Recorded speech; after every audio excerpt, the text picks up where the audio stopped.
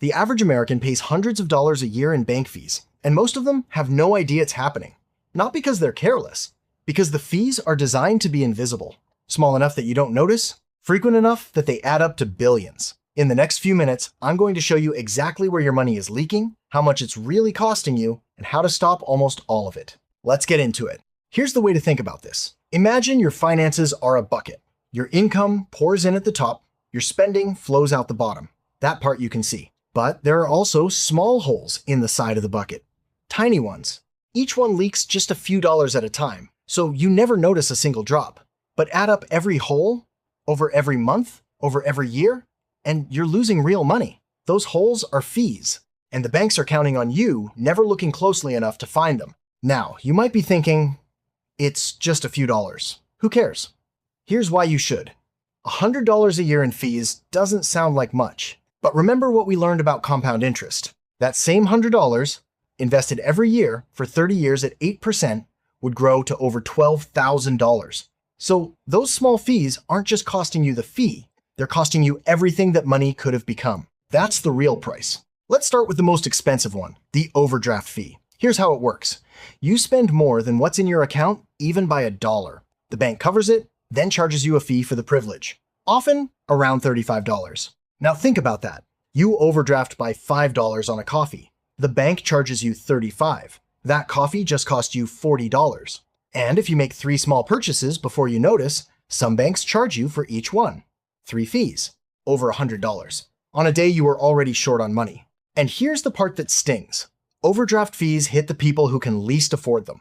If you had plenty of money in the account, you'd never overdraft in the first place. So the fee lands hardest exactly when you're already stretched thin. It's a penalty for being low on money charged by the institution holding your money. So how do you stop it? 3 things. First, opt out of overdraft coverage entirely. You can call your bank and do this. Then, if you don't have the money, the transaction is simply declined.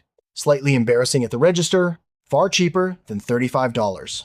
Second, set up low balance alerts on your phone so you know before it happens. Third, if your bank charges these fees regularly, switch. Many banks and credit unions have eliminated overdraft fees entirely to stay competitive.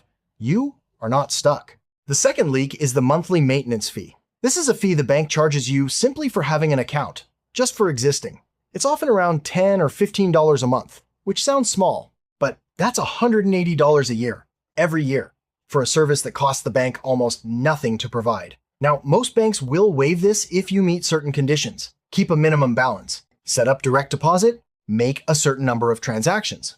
But here's the thing, they don't remind you. They just quietly charge you if you slip below the line 1 month. The fix is simple. Look at your last statement and find out whether you're paying one. If you are, call and ask what you need to do to have it waived. Usually it's just setting up direct deposit, and if they won't waive it, move your money. There are excellent checking accounts with no monthly fee, no minimum balance, and no strings. Paying a monthly fee for a basic checking account in this era is completely unnecessary. The third leak feels almost trivial, and that's why it works. ATM fees. You need cash. You use an out-of-network ATM. The ATM owner charges you $3, and then quietly, your own bank charges you another $2 or $3 for using another bank's machine. So a $20 withdrawal just cost you $6. That's a 30% fee on your own money. Do that twice a month and you've spent over $140 a year to access cash you already owned. The fix takes almost no effort. Use your own bank's ATMs or pick a bank that reimburses ATM fees, which many online banks now do, or simply get cash back at the grocery store checkout, which is almost always free. Now let's talk about the most expensive leak of all, and it's not technically a fee, it's interest. If you carry a balance on a credit card, you might be paying somewhere in the range of 20 to 25% a year. And here's what makes it so brutal. Remember compound interest? The force that builds wealth when it works for you? Credit card interest is compound interest working against you. Every month you don't pay it off, the interest compounds on the interest. Which brings us to the trap most people don't see. The minimum payment. Your statement shows a small, comfortable number. It feels manageable, but that minimum is calculated to keep you in debt as long as possible. Pay only the minimum on a $5,000 balance, and you could be paying it off for well over a decade and pay thousands of dollars in interest along the way. The card company isn't being generous by offering a small minimum. That minimum is the product. So what do? Always pay more than the minimum. Anything above it goes straight at the principal.